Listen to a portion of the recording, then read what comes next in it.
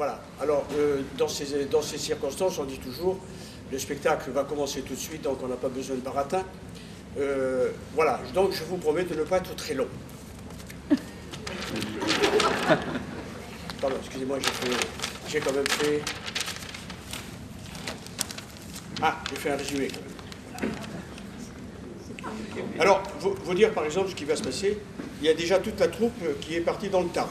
Alors, vous savez que le Tarn a été, à l'époque, Qatar, un lieu où il y a eu des guerres de religion, etc.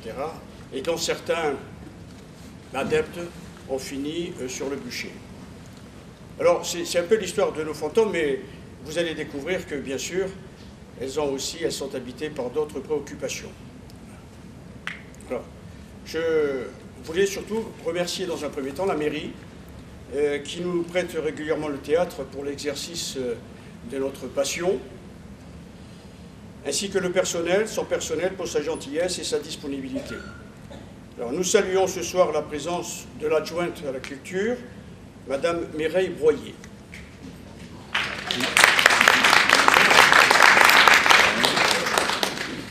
Merci à Françoise Deseilles pour la confection des costumes des fantômes, Sébastien Barallon pour le décor que vous allez découvrir, Isabelle Augier pour son aide, et c'est notre metteur en scène, elle a eu du travail, pour son aide et ses précieux conseils, et enfin au bureau de l'amicale laïque. Comme on dit habituellement, pensez à rallumer vos portables à la fin du spectacle.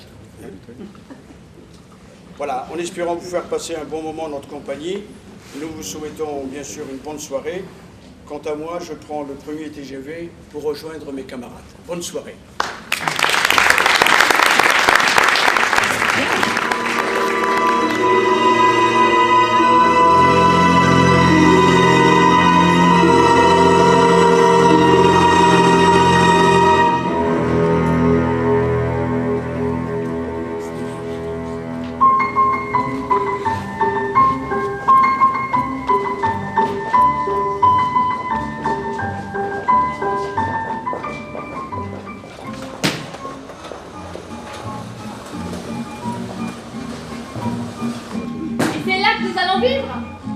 Ben mon vieux, j'étais mieux à Paris. Oh, arrête de respecter sans arrêt, Florence. Vous pourriez m'aider un peu quand même. Non, je n'ai que deux mains. Cessez de chamailler sans cesse.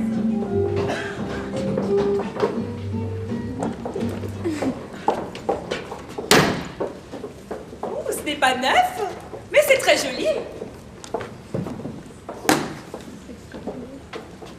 C'est aussi très sale, faudra nettoyer tout cela, et vite, Flumance. Faudra nettoyer tout cela vite, Flumance. Va faire les courses, Flumance. As-tu pensé au bouquet de fleurs, Flumance? Flumance, elle en a jusque-là, Racignon. Mais allez-y, stressez-moi. C'est fou comme les stressés peuvent être stressantes. Je vous rappelle, madame, que vous êtes ici pour vous détendre. Et ce n'est pas une raison pour stresser les autres. Ça y est, c'est fini? Bien. Je vous demande aimablement de faire votre travail. Je vous préviens, madame Marie-Céleste, je ne vais sûrement pas me coltiner cette foutue baraque toute seule. Eh bien, vous vous ferez aider, voilà tout. Et puis maintenant, cessez de vous plaindre sans cesse. Cessez. Ah, Allez-vous cesser. je cesse. Cessons de nous quereller et installons-nous. Qu'en pensez-vous, Clotilde? Comme si elle pouvait penser. Cessez, Flumance. Je cesse, je cesse. Je pense que vous serez bien ici, Marie-Céleste. Je suis très contente que la maison vous plaise. Vous verrez, vous allez vous requinquer, retrouver une nouvelle jeunesse. Je suis plus jeune que vous, Clotilde, ne l'oubliez pas. Tiens, c'est bizarre. C'était déjà ouvert. J'achète une maison et tout le monde peut y rentrer comme dans un moulin. C'est sûrement Auguste Filambois qui, sachant que nous allions venir ce soir, nous aura ouvert. Il ne devrait plus tarder. C'est lui qui s'est occupé de la vente de la maison. Quand même. Auguste Filambois. Filambois. Quelle drôle d'idée de s'appeler ainsi. Mais comment se fait-il qu'une aussi jolie maison soit en vente à un aussi bon prix? Elle vous attendait, Marie-Céleste. Elle vous attendait. Ne me prenez pas pour une andouille, Clotilde. Pour acquérir cette demeure, le prix était un tantinet dérisoire. Je trouve cela profondément suspect. J'espère que nous n'aurons pas de drôles de surprise. Pensez-vous. Auguste Filambois est une sorte d'agent immobilier. Il connaissait très bien la propriétaire, morte Vous voulez mon avis, madame? Ah non. Eh bien, je vous le donne quand même. Vous connaissez mon intuition naturelle, mes prédispositions à sentir l'invisible. Eh bien, moi, je la sens pas, cette baraque. Elle me donne l'impression de nous rejeter. Comme si... Comme si quoi? Je préfère me taire. Vous faites sûrement preuve de sagesse, Flumance. Bien.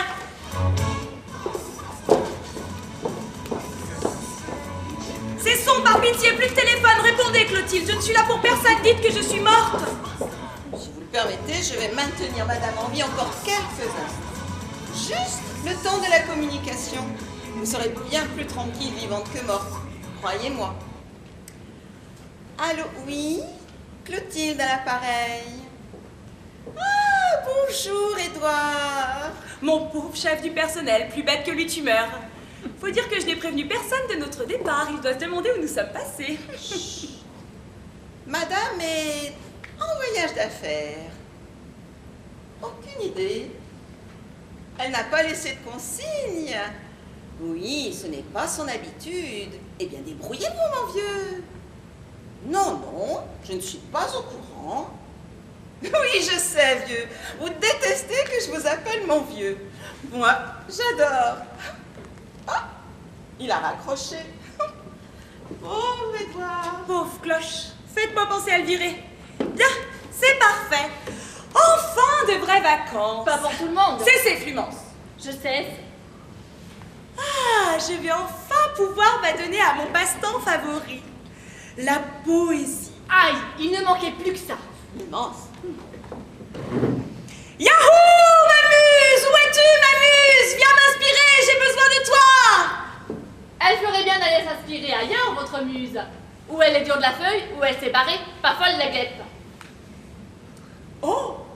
Voulez-vous entendre mon dernier quatrain? Oh, mais avec plaisir, Marie-Céleste. Avec grand plaisir. Oh, destin mystérieux! Souffle sur les voiles du temps, afin que je me sente mieux, qu'il m'emporte au firmament. Qu'en pensez-vous? Formidable. C'est un premier quatrain, mais d'autres suivront. Que pensez-vous du vers? Qu'il m'emporte au firmament. C'est une très bonne idée. Ah, c'est malin, ma pauvre Flumance. Qu'est-ce que vous y connaissez, vous, à la poésie? Plus que vous ne le pensez. Ah, et quel est votre poète favori? J'aime beaucoup ces deux beaux-là. Ah oui, Rimbaud et le beau de l'air. Pas mal, pas mal. Et vous, Clotilde? Moi, je ne regarde jamais la télé, alors. Évidemment. Il y en a des valises là. Auguste Filon-Bois pour vous servir mes petites cailles. Alors, vous avez fait un bon voyage?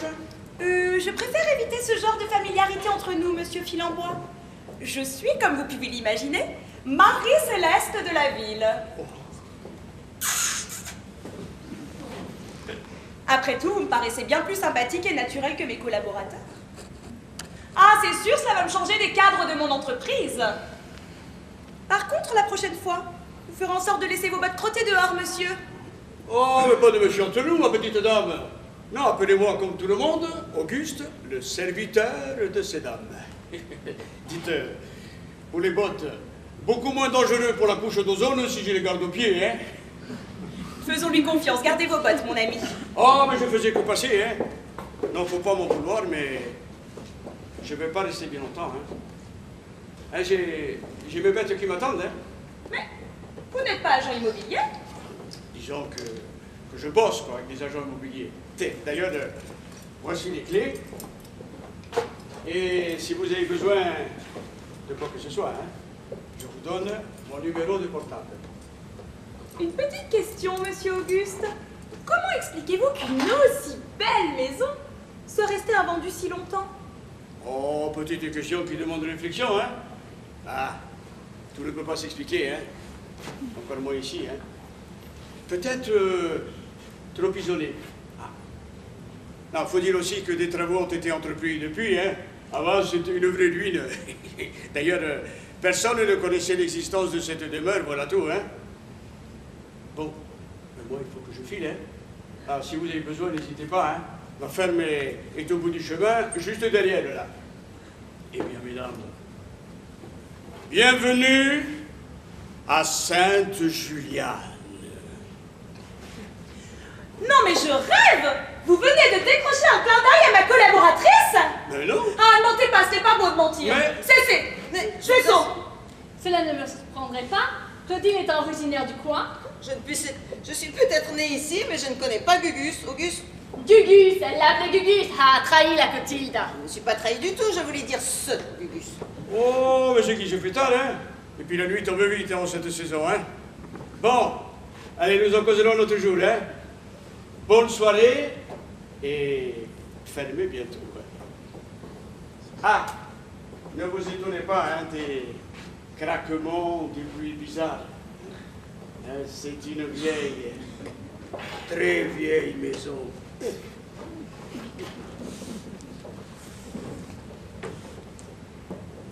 Ce beau gars du Tarn aurait voulu me foutre la frousse qui ne s'y serait pas pris autrement.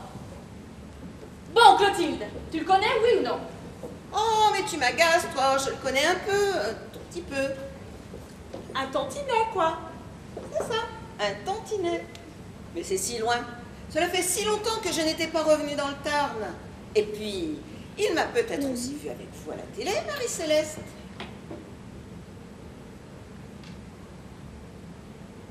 Céleste.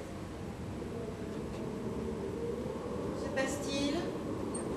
Je réfléchis. Au départ, j'ai cru qu'un nouveau poème allait fleurir. Mais non, ce n'est pas ça, je ne sais pas. Plutôt une appréhension. La nuit est tombée si rapidement et je ne me sens pas rassurée.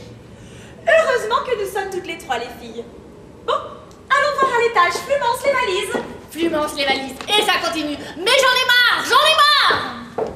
Hé, c'était ma valise. Quoi te plains-tu? Je te l'apporte. Toi, pour tout à l'heure, tu me le paieras. J'en ai marre, j'en ai marre.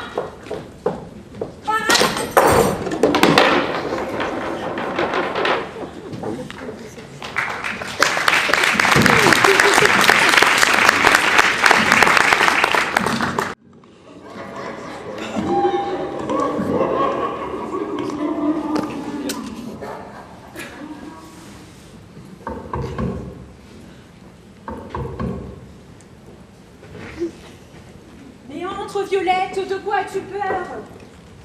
Je viens ici tous les jours, il n'y a aucun danger. Regarde. J'ai vu de la lumière à l'étage. Ah. Ils sont là. Je prends des photos, on ne sait jamais. Mais bien sûr qu'ils sont là, triple buse. C'est la nouvelle propriétaire et sûrement des amis à elle. Auguste m'en a parlé. Tu n'as donc rien à craindre. Nous allons faire connaissance. Ouh, il y a quelqu'un? Chut, tu es folle. Les trois vont t'entendre. Bah, c'est le but, non? Ah, mais tu vas encore parler de tes trois... T'arrêtes avec ces histoires à dormir debout. Tu n'en parles pas. C'est promis? Oh, promis. Sinon, tu vas leur flanquer la frousse. Tu me diras, cela m'arrangerait bien pour mes recherches. Et oui, comment vais-je faire, moi, maintenant? Finalement, ce n'est pas une mauvaise idée.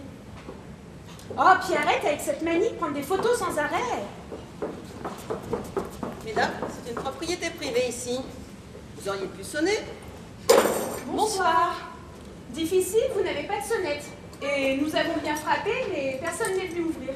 Et vous vous êtes dit, tiens, ils ne veulent pas nous ouvrir, alors entrons. Faisons comme chez nous. Ah non, pas du tout. Cette maison est si grande que je me suis dit tout simplement que vous n'aviez pas entendu nos coups. Et je... Ma patronne se repose, repassez plus tard. Je ne vous raccompagne pas, vous connaissez le chemin. Vous ne voulez pas savoir qui nous sommes? Je n'en vois pas l'intérêt, et vous pas de photos. Oh, elle ne vous concerne pas, vous ne m'inspirez aucunement. Et au prix de la pellicule numérique. Je vois le genre. Dehors. D'accord, madame. Continuez comme ça, vous allez être bien reçue par les gens du coin. Je me présente tout de même, Dora Smith, archéologue. Et voici Violette de la Cruz, une journaliste très intéressée par la présence de votre patronne. Paparazzi, oui. Non. Si. Non. Si, ce sera tout, merci. Vous connaissez le chemin? On se connaît, non? Je ne pense pas, non. Je suis très exigeante sur mes relations. Tu la connais? Il me semble. Archéologue, vous dites? Ah non, c'est moi l'archéologue. Oui, je travaille sur le site cultuel de Sainte-Juliane, haut lieu celtique mais aussi cathare. Et la situation de votre maison est très intéressante pour mes recherches. Il me serait très agréable de pouvoir y travailler. Bien sûr, je promets de ne pas vous déranger. J'avais l'accord de l'ancienne propriétaire. Repassez demain. Bonsoir. Bonsoir et merci de votre accueil. Bonne nuit, enfin, si vous le pouvez. Violette, tu avais promis.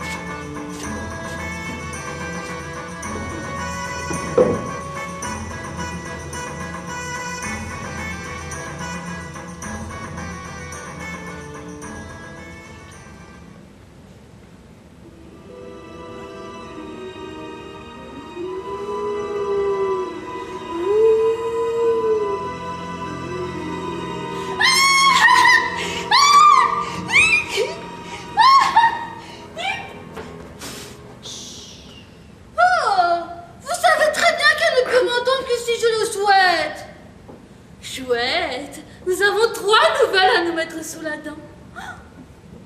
J'ai faim, moi. T'as pas faim? Tu es la seule qui peut manger. Regarde-toi. Je fais un peu d'aérophagie, c'est vrai. Mais le stress aussi, cela me gonfle. Oh, tu es stressée, toi.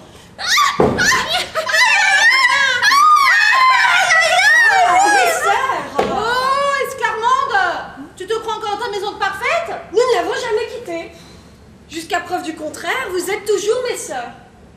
Hélas, 3 fois hélas. Quelle épreuve, mais quelle épreuve. Cela fait 800 ans que ça dure. Imaginez, nous, les parfaites, n'aspirons qu'à une seule chose, quitter cette terre. Création du malin.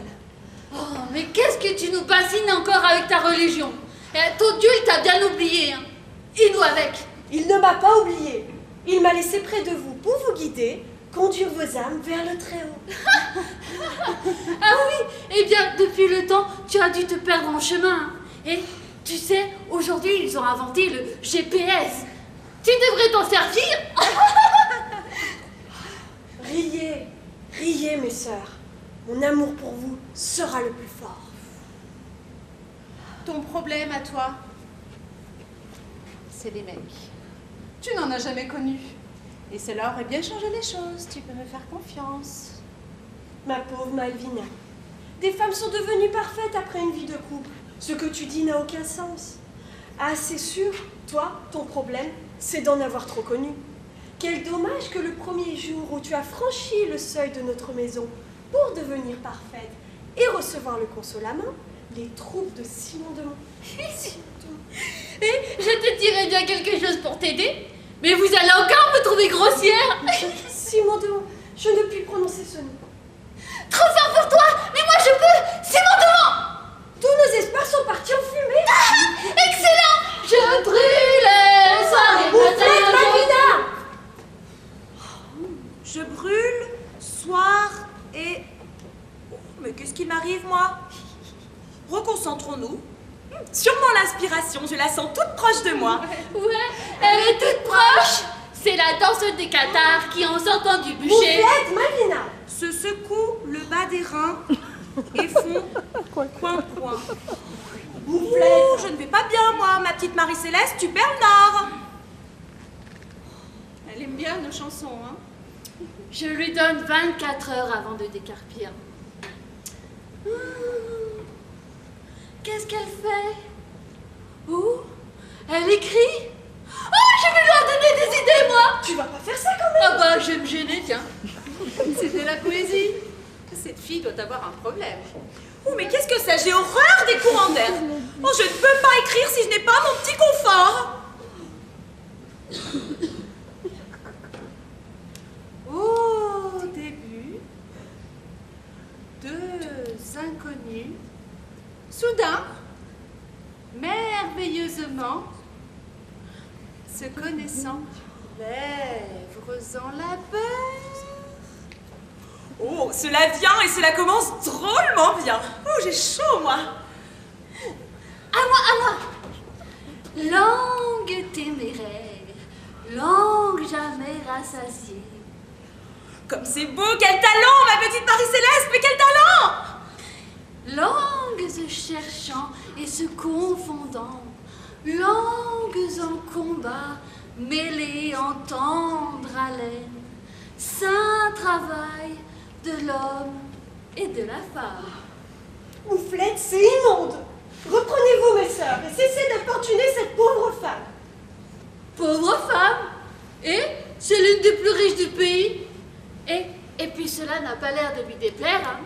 Et écoute la fin. Sucre des bouches, bouches se nourrissant l'une de l'autre, nourriture de jeunesse. Fin! Mais... Relisons. Ce n'est pas de moi. C'est Belle du Seigneur d'Albert Cohen. Oh mon Dieu, moi qui pense avoir pondu un chef-d'œuvre. Attends, cocotte, ce n'est que l'heure d'œuvre. C'est vrai ce qu'elle vient de dire? Oui, grande sœur. En 800 ans, j'ai lu tous les bouquins qui sont passés dans cette maison. Vous êtes... Je préfère m'en aller.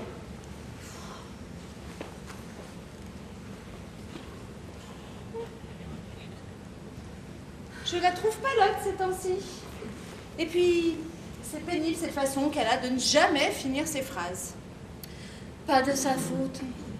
Rappelle-toi le terrible jour où les hommes de Simon de Montfort nous ont assassinés. Elle était en plein discours. Et elle n'a jamais pu le terminer.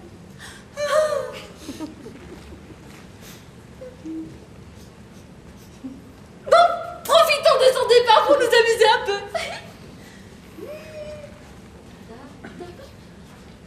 Ah!